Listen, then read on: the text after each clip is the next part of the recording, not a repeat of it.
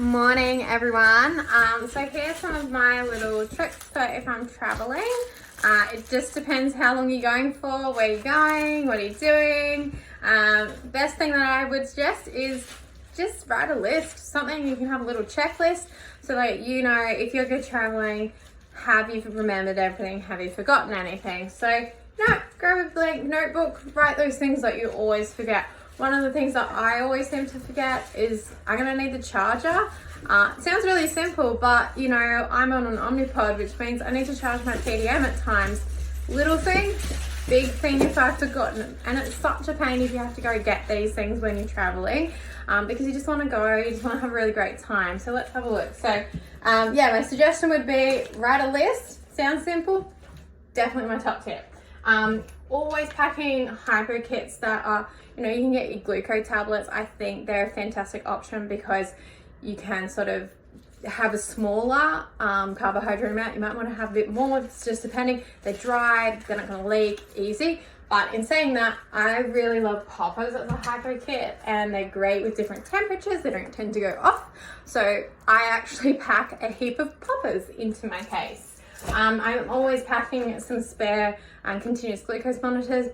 Depends what you use as a technology, it's totally up to you. Sometimes I find things like a big squeezy bottle of honey.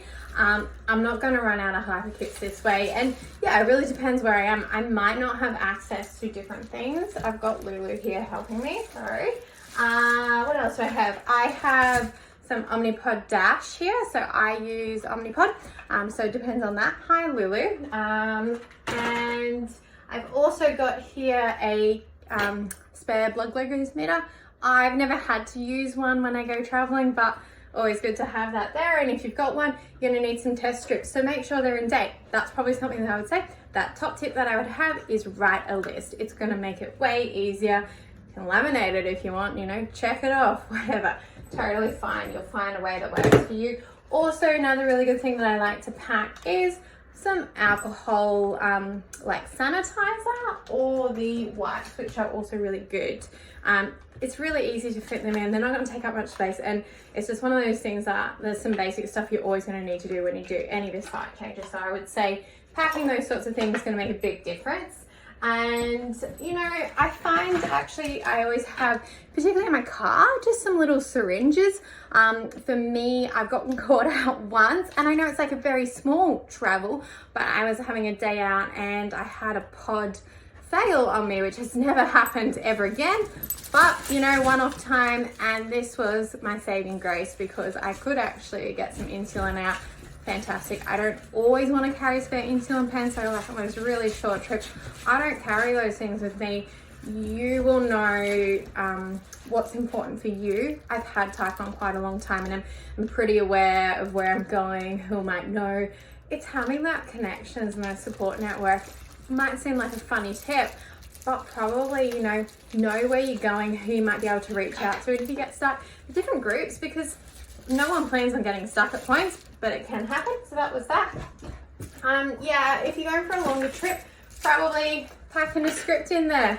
Good idea. You don't want to get stuck out, and it's a bit of a pain if you're trying to go to a doctor and you just can't get in somewhere. I do have a low glucose, so we're going to go in a second. And you know what? Don't forget to have fun. I think that's really important. We've got type 1 with us all the time, and it doesn't matter. So you know what? I like to pack my little glammed up pod covers and stuff in there. Maybe you want to pop your adhesives, but either way, I think my favorite thing to do is just to have that list so that it's easier for me, and I have everything in a hard case. There's so many options out there. I know I've got heaps of friends that love the hard case ones from IBD Medical. I actually just have a makeup case that I bought from Kmart. It's hard, which I find protects everything in there. It's got its little sections into it which divide it up, so when I'm looking for things I can just easily find it.